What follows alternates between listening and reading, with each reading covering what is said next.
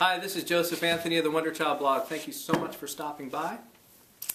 Today, I'd like to read you and talk about somewhat of a difficult story found in one of my favorite books, Friedman's Fables by Edwin H. Friedman. Highly recommended for the teaching stories that are here. I want to read the first story in the book and then talk about it a little bit. And again, it is a bit of a challenging story, so stay with me here. It's called The Bridge. There was a man who had given much thought to what he wanted from life. He had experienced many moods and trials. He had experimented with different ways of living, and he had had his share of both success and failure. At last he began to see clearly what he wanted to do. Diligently he searched for the right opportunity. Sometimes he came close, only to be pushed away. Often he applied all his strength and imagination only to find the path hopelessly blocked. And then at last it came. But the opportunity would not wait. It would be made available only for a short time. If it were seen that he was not committed, the opportunity would not come again. I want to stop there for a minute and say, I can so relate to this guy at the beginning here. Tried many different things. He doesn't, get into specifics, but he's tried many different ways of living. He's experimented, right? He hasn't just jumped from thing to thing. He actually gives it an experiment and a trial. Gone through many moods and feelings, failures and successes. And it was after all those experiences he began to see clearly what he wanted to do. And this vision of what it was demanded his commitment, right? It wasn't going to last long. That door opening, he had to be fully committed and go, right? So, back to the story. Eager to arrive, he started on his journey. With each step, he wanted to move faster. With each thought about his goal, his heart beat quicker. With each vision of what lay ahead, he found renewed vigor. Strength that had left him since his early youth returned, and desires, all kinds of desires, reawakened from their long dormant positions. Hurrying along, he came to a bridge that crossed through the middle of a town. It had been built high above a river in order to protect it from the floods of spring. He started across. Then he noticed someone coming from the opposite direction. As they moved closer, it seemed as though the other were coming to greet him. He could see clearly, however, that he did not know this other, who was dressed similarly except for something tied around his waist. Now I want to stop there for a minute. The story's about to get pretty troublesome in some ways. We can all relate, at least I hope you can, to when you find your heart's desire, your heart beats fast, and all kinds of talents and gifts reawaken. And I love that he says reawaken, because they're always there. And there's always bridges we have to cross. But he starts across this bridge, and notice that he notices someone coming towards him. He takes his eye off the goal, just for a second. When they were within hailing distance, he could see that what the other had about his waist was a rope.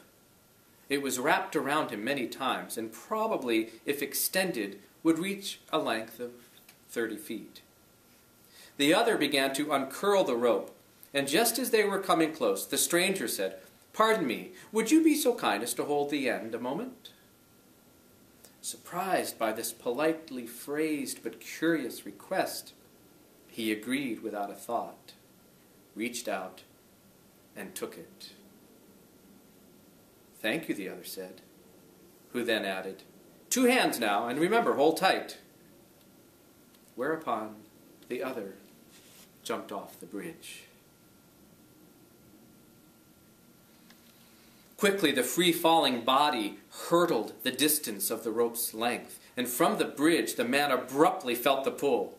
Instinctively he held tight and was almost dragged over the side.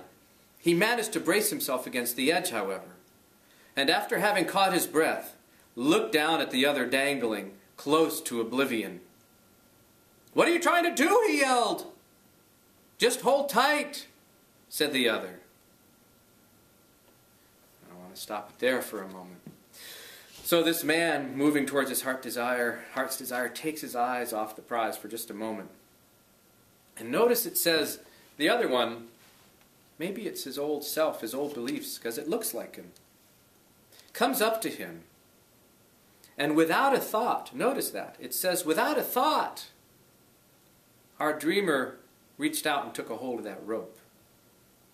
How many times do we do things in our lives that get us involved and entangled with other people without even thinking? We're enamored by their politeness, perhaps by their beauty. Maybe it's a relationship, and suddenly we find we have 3 kids. I'm not saying there's anything wrong with getting involved with other people and having children. I'm saying sometimes we don't really think consciously about what we're doing, and pretty soon our dreams are on hold, literally. So, we have to be careful to keep our eyes on the prize that we want. So, "What are you trying to do?" he yelled. "Just hold tight," said the other. This is ridiculous, the man thought, and began trying to haul the other in. He could not get the leverage, however. It was as though the weight of the other person and the length of the rope had been carefully calculated in advance, so that together they created a counterweight just beyond his strength to bring the other to safety. "Why did you do this?" the man called out. "Remember," said the other, "if you let go, I will be lost."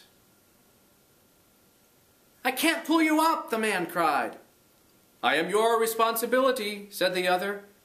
"I didn't ask for it," the man said. "If you let go, I am lost," repeated the other. He began to look around for help, but there was no one. How long would he have to wait? Why did this happen to befall him now, just as he was on the verge of true success? He examined the side, searching for a place to tie the rope. Some protrusion, perhaps, or maybe a hole in the boards. But the railing was unusually uniform in shape. There were no spaces between the boards. There was no way to get rid of this newfound burden, even temporarily. "What do you want?" he asked the other, hanging down below. "Just your help," the other answered. "How can I help? I cannot pull you in, and there's no place to tie the rope, so that I can go and find someone to help me help you." "I know that. Just hang on. That will be enough. Tie the rope around your waist. It'll be easier." Fearing that his arms could not hold out much longer, he tied the rope around his waist. "Why did you do this?" he asked again. "Don't you see what you've done? What possible purpose could you have had in mind?" "Just remember," said the other, "my life is in your hands." Now I want to point out a couple things here. I'm sure you've noticed them. Couple things. One, the man holding on to the end of the rope keeps asking, "Why did you do this?" And the other one doesn't answer. It's very possible the people that get entangled in our lives, that we entangle our lives into, neither of us know what's going on. So he asked these questions. He even asked him what he wanted. And the other one, dangling down over the bridge, he doesn't want to be saved. He wants help to stay where he is. He doesn't want to be truly saved.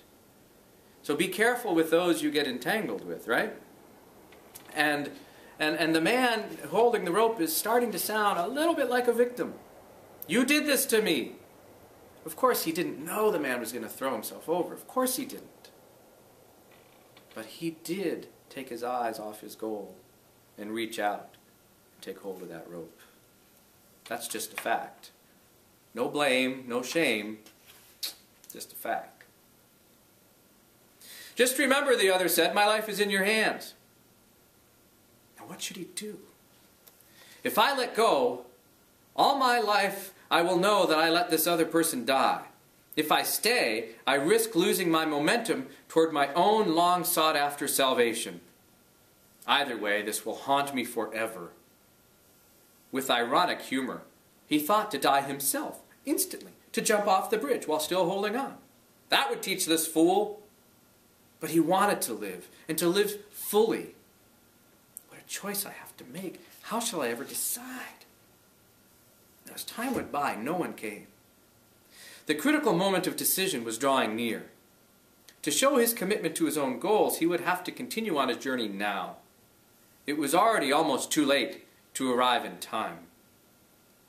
What a terrible choice to have to make.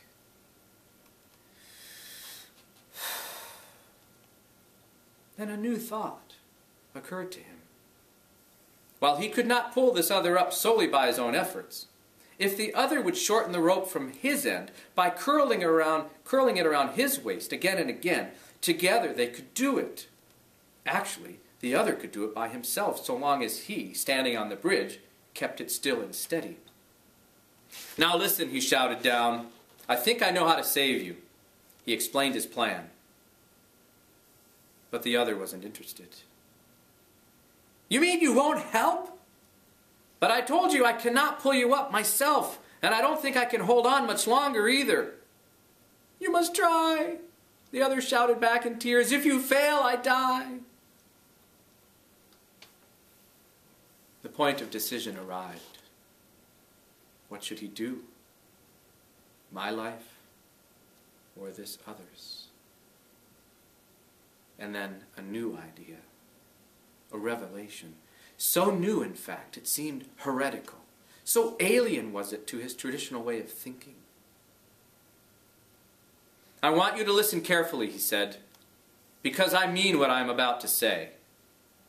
I will not accept the position of choice for your life, only for my own.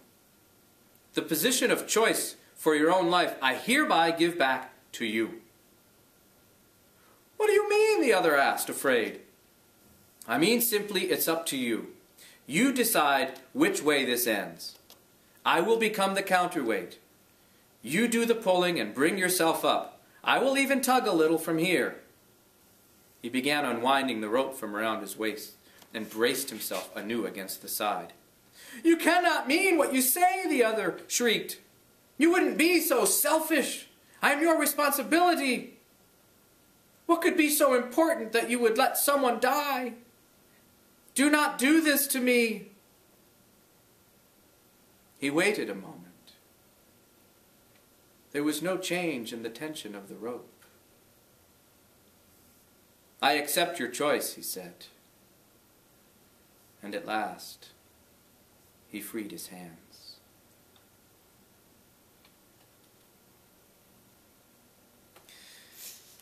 It's a pretty intense story.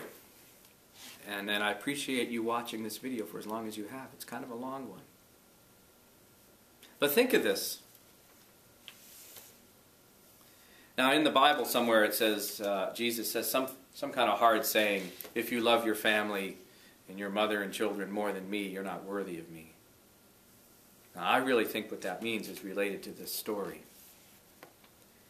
We are only responsible for ourselves and our relationship with the divine.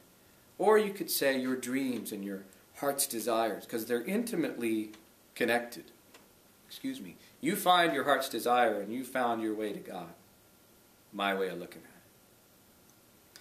So we, however, get entangled thoughtlessly in other things that we think we're responsible to control and save. Other people, situations. But we're only responsible for our own choices. He had to let go. He chose to let go. And it is a new paradigm. People would say, "Oh my gosh, that's selfish. Self-centered. He just let someone die." Of course, it's a story.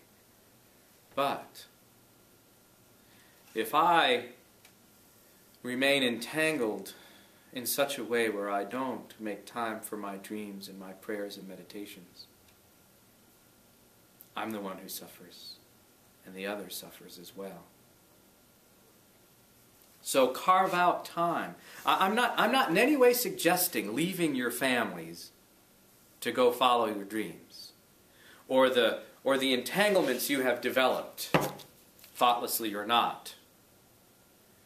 We have to find a way to live responsibly, to meet out our obligations and things that we have done, promises we have made, commitments we have made, right? But we can still, and this differs in the story a bit, because we can still carve out our dreams in the lives that we have, right here and right now, no matter how busy they are, no matter who we're entangled with. We can start to let go and let other people make their own choices so that we can follow our own dreams.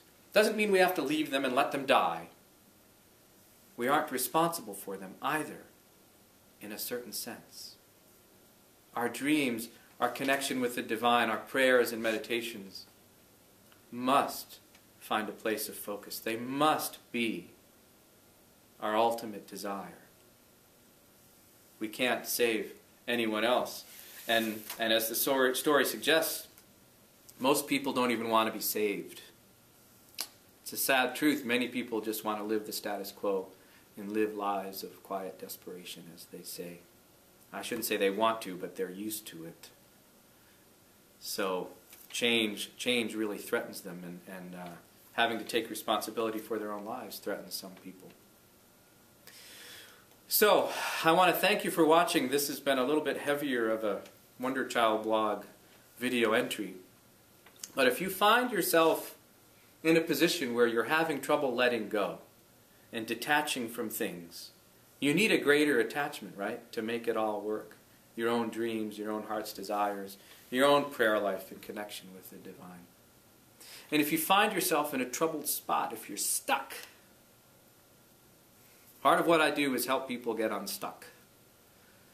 If you need a mentor or a teacher, feel free to call or write or email the information at the end of this video and at the bottom of the screen.